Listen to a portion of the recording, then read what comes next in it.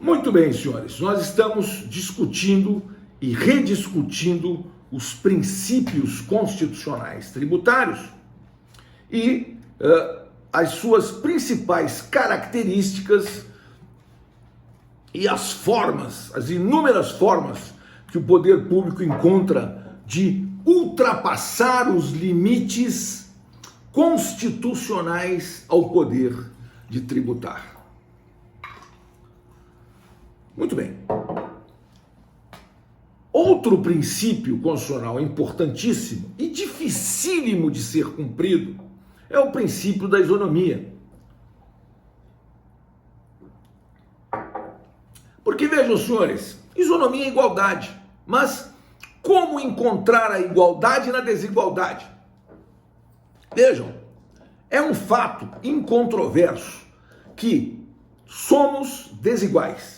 Somos pessoas desiguais, somos empresas desiguais e a Constituição determina que todos são iguais perante a lei.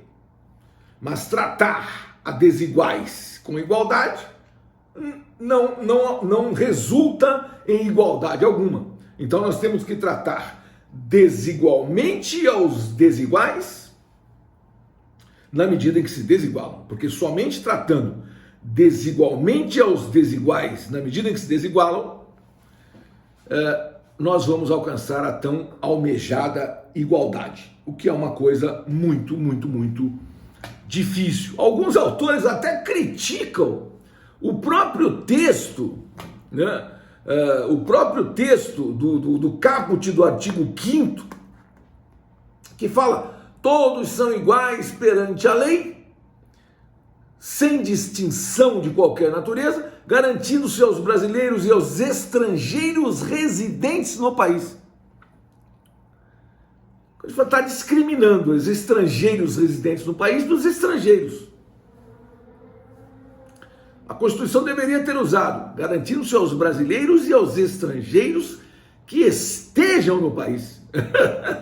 Não que residam no país, porque um estrangeiro pode estar no país, não ser o residente, e não tem direito a tratamento igualitário? Claro que tem, senhores.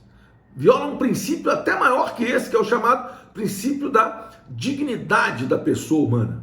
Veja, o ser humano não é coisa, senhores. O ser humano é pessoa, e pessoa merece ser tratada com dignidade.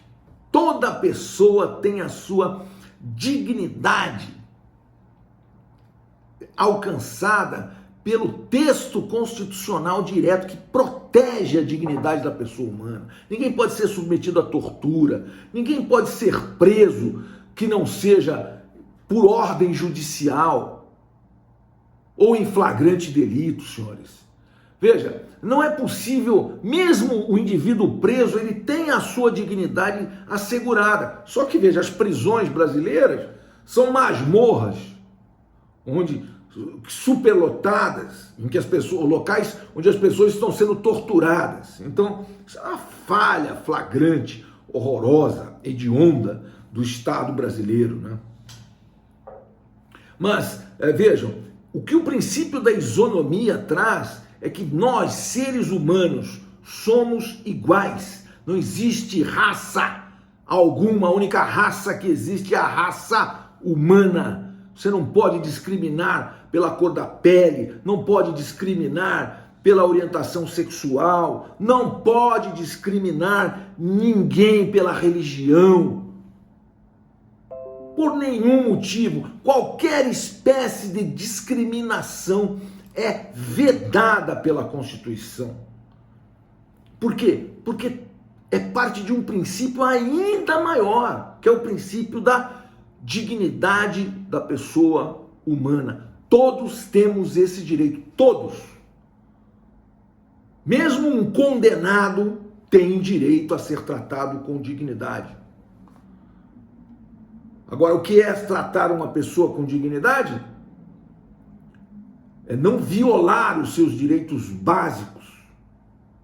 Só que observem as prisões brasileiras e verifiquem se os direitos básicos, os direitos da dignidade da pessoa humana estão sendo observados em relação àqueles presos. Não estão, senhores, não estão. E o Estado é responsável, o Estado torturador. Já foi pior.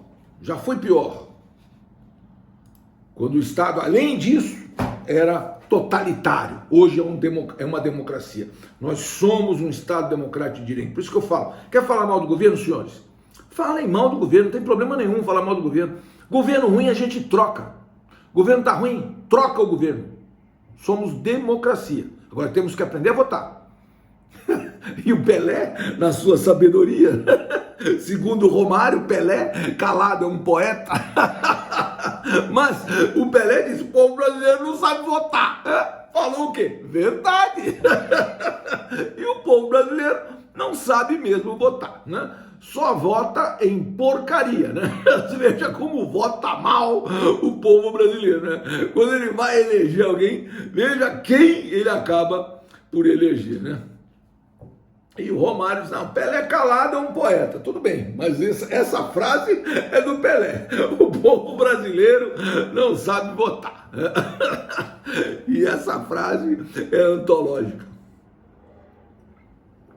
E o Romário disse assim: olha, Deus, quando eu nasci, Deus olhou para mim e falou: esse é o cara.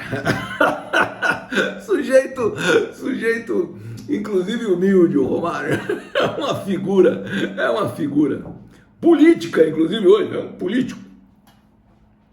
Muito bem, então vejam só. O princípio constitucional da capacidade contributiva, do parágrafo 1º do artigo 145 da Constituição, é uma decorrência lógica da isonomia. Ora, vejam só, é lógico que se eu tenho que tratar desigualmente aos desiguais, na medida que se desigualam, eu tenho que cobrar mais de quem tem mais, menos de quem tem menos. E para isso, sempre que possível, os impostos terão caráter pessoal e serão graduados segundo a capacidade econômica do contribuinte. É o que diz o parágrafo 1º do artigo 145 da Constituição. Aí diz o Fabrício aqui: é certo que também as opções são das piores, é verdade, né? A opção de voto que nós temos é muito ruim, né, senhores? Mas aí nós não temos como resolver, né? Porque imagine como seria, né, eleito o político que dissesse: meus caros, o problema do brasileiro não é político ladrão, o problema do brasileiro é que o povo é ladrão. Aí você não resolveria. Esse político não seria eleito por estar com excesso de verdade. Mas a verdade é que a política, os políticos, de uma maneira geral, eles retratam o quê? Eles retratam uma sociedade. E nós somos o quê? Uma sociedade, lamentavelmente, com um índice de corrupção muito grande, né? A propósito, também essa questão que a gente trouxe aqui para apreciação, a questão da possibilidade de invasão do seu sigilo fiscal, do seu sigilo bancário e do seu sigilo telefônico, telemático, né, pelas autoridades administrativas aqui na área tributária.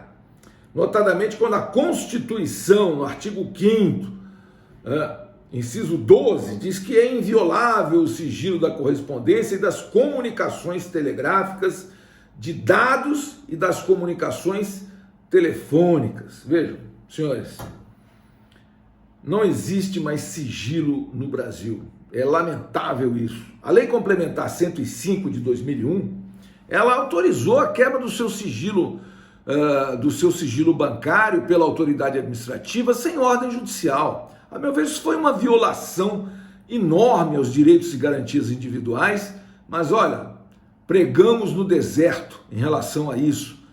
Está violado o seu direito e garantia ao sigilo de dados, garantido pelo artigo 5º, inciso 12 da Constituição, mais um auditor fiscal da Receita Federal que entenda que você é um contribuinte suspeito de estar sonegando tributos, ele, fiscal, abre um processo administrativo e ele, fiscal, solicita ao banco todos os teus dados bancários e os teus dados bancários irão para ele, inclusive sem você saber sequer que o seu sigilo bancário já está quebrado.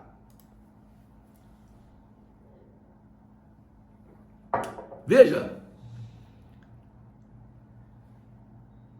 olha para isso. Ah, mas existe um processo administrativo instaurado. Daí, instaurar um processo administrativo é um ato unilateral da autoridade administrativa. Veja,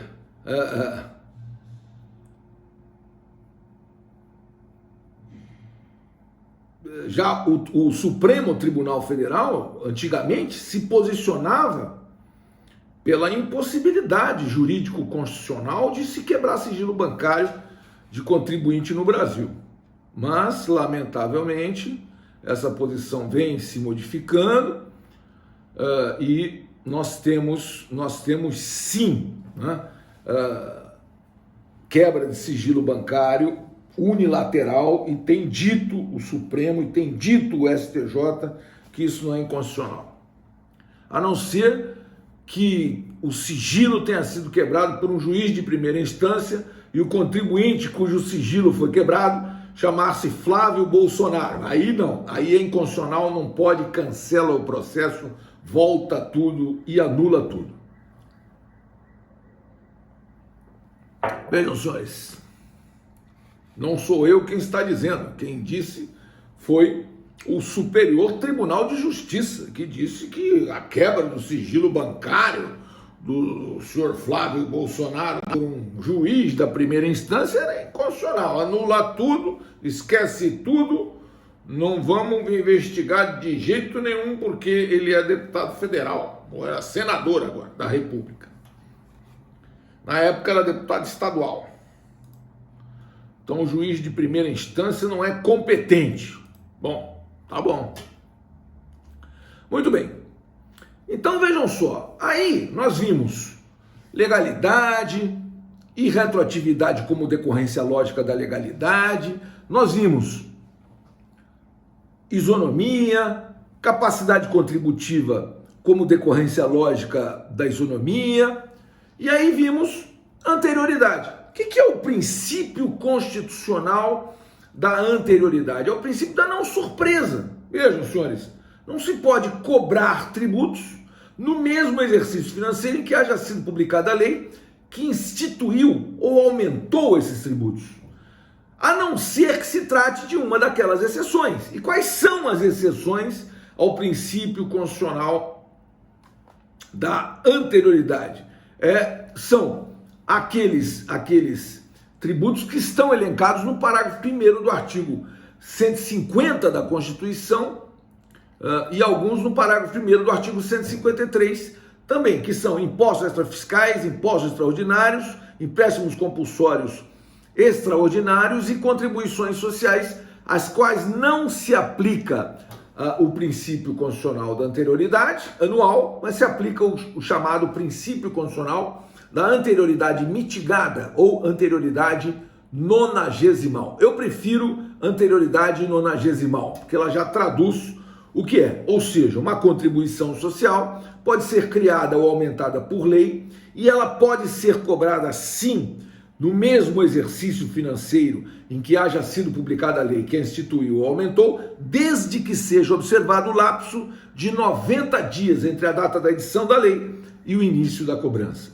Anterioridade mitigada ou anterioridade nonagesimal. E aí vimos que aquelas exceções sobre as quais falamos estão no parágrafo 1º do artigo 150 da Constituição, entre as quais está inclusive o imposto de renda, que não tem que observar a anterioridade nonagesimal somada à anterioridade anual.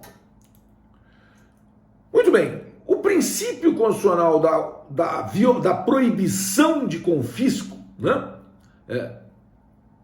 está no artigo 150, inciso 4, né, E alguns tribunais têm se pronunciado dizendo que multas podem sim ser confiscatórias. Eu, data vênia, entendo que não. Eu vou sustentar isso aí, inclusive, também no Supremo Tribunal Federal. Porque multa, o que é multa?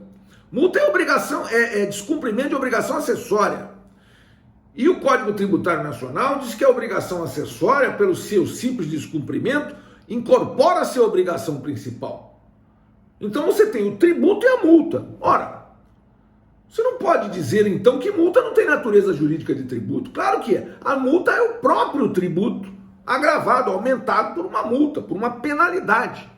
E a penalidade, assim como o tributo, não pode ser tal que isso represente verdadeira entrega patrimonial do contribuinte ao Estado a pretexto de pagamento de tributos.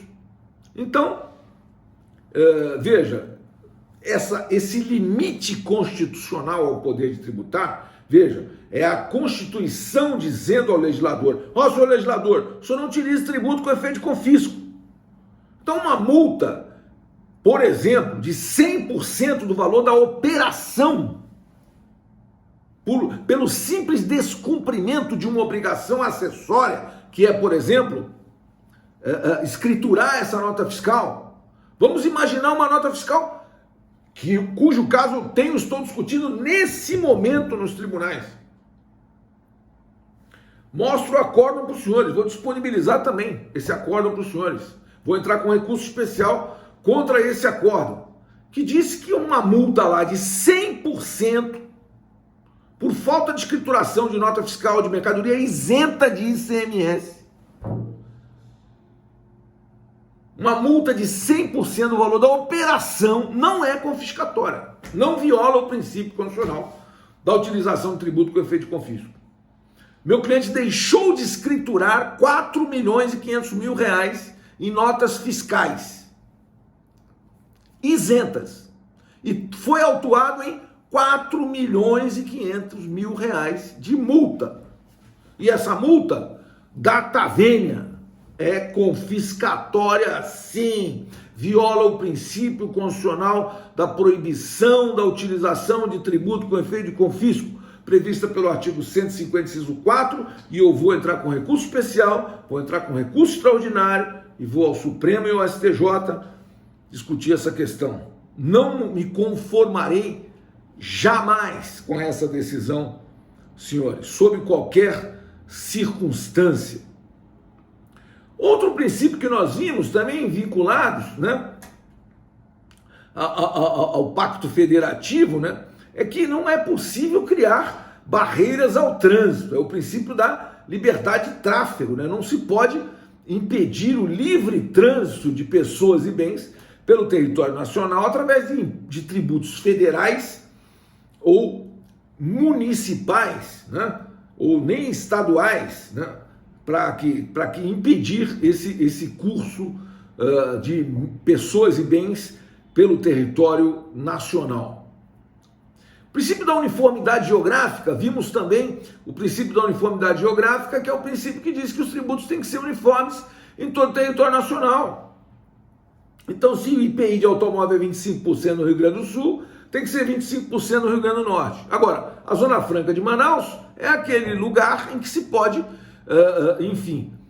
desenvolver uma indústria de montagem, ou seja, foi feito um incentivo fiscal autorizado pela Constituição, que diz que a lei poderá promover incentivos fiscais destinados a promover o desenvolvimento socioeconômico das diferentes regiões do país. Veja, isso está no próprio texto do artigo 151, inciso 1 da Constituição, que estabelece o princípio da uniformidade geográfica. E veja, também o princípio de que eu posso dar incentivo fiscal para desenvolver uma determinada região do país, eu estou dando efetividade ao princípio da isonomia. Estou dando tratamento desigual aos desiguais na medida em que se desigualam. Os estados pouco desenvolvidos, pouco habitados, podem ter incentivos fiscais de tributos federais sem violação ao princípio da uniformidade geográfica, observando-se a isonomia inclusive. A propósito disso, eu trouxe aqui para os senhores um acórdão de um recurso extraordinário que foi relatora a ministra Ellen Grace e que diz que a Zona Franca de Manaus não é, portanto, violadora do princípio constitucional da uniformidade geográfica. Vejam, e aqui fala das isenções, aqui o inciso 3, né, fala das chamadas isenções heterônomas. Isso é vedado pela Constituição. O que a Constituição veda? A Constituição veda que a União conceda isenção de tributos estaduais ou federais, porque isso viola o Pacto Federativo. Veja, estados, Distrito Federal e municípios têm competência para instituir tributos e exigir tributos. Ora, a União tem competência também, só que essas competências estão divididas. Então aí não vai chegar a União e dizer, olha, você fica isento desse tributo estadual aqui ou fica isento desse tributo municipal aqui, porque ela não tem competência para isso, né? Então, é a chamada isenção heterônoma vedada pela Constituição Federal. Isso, a questão das competências são divididas relativamente aos impostos, eu já falei. Então, aqui eu trouxe aqui um acórdão antigo do ministro Carlos Veloso, que trata especificamente dessa questão que é proibida constitucionalmente, que é a isenção heterônoma, né?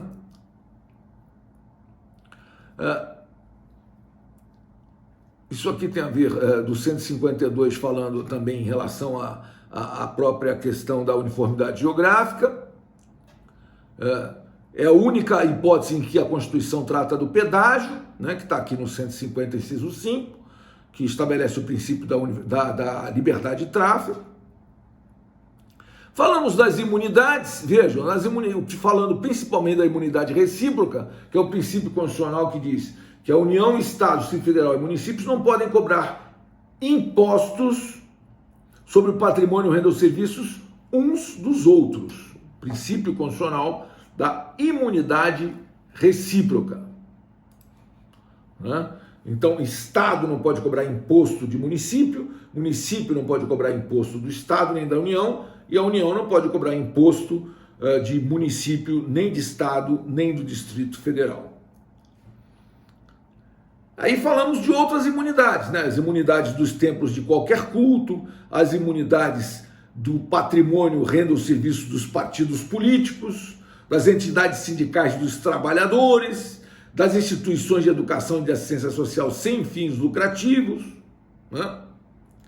Vimos as imunidades relacionadas à finalidade das entidades que estão mencionadas, como, por exemplo, as entidades beneficentes sem fins lucrativos.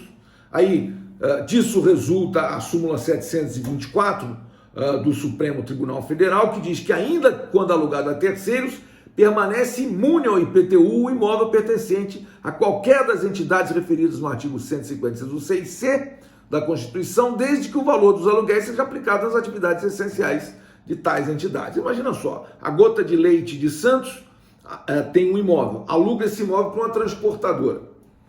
Esse imóvel não paga IPTU porque é pertencente a uma entidade beneficente sem fins lucrativos. A grande questão é, se esse imóvel está alugado para uma transportadora, essa transportadora não tem imunidade, então esse imóvel alugado tem que pagar IPTU. Então o Supremo diz que não. Se o aluguel desse imóvel reverter, só pode reverter, porque entidades beneficentes sem fins lucrativos têm que aplicar 100% das suas receitas nas suas atividades fins e, portanto, evidentemente, esse aluguel vai ser aplicado nas atividades fins dessa entidade beneficência. Entendeu?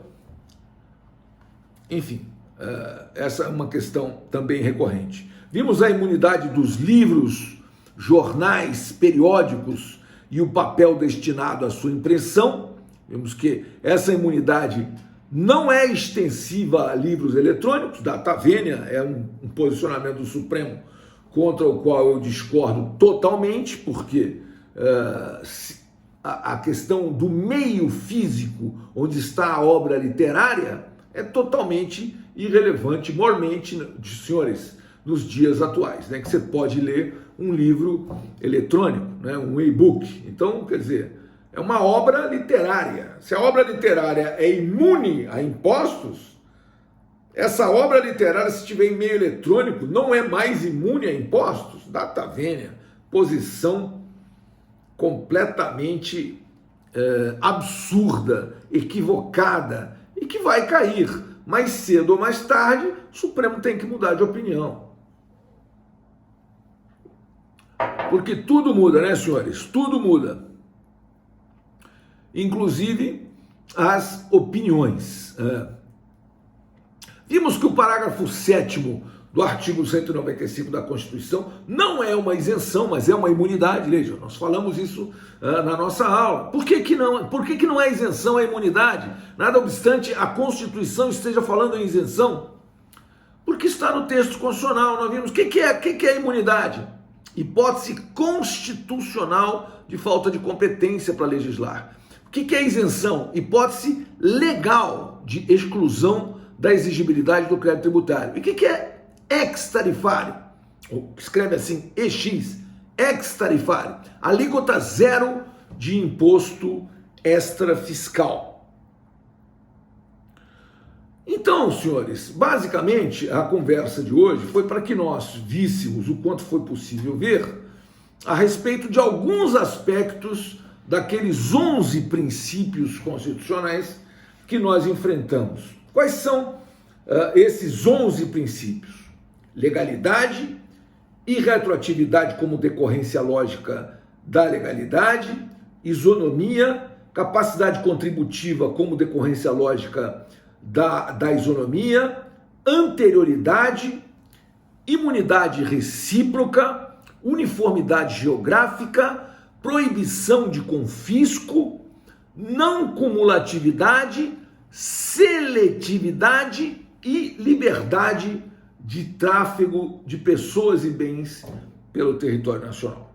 Basicamente, são 11 princípios constitucionais tributários que nós enfrentamos.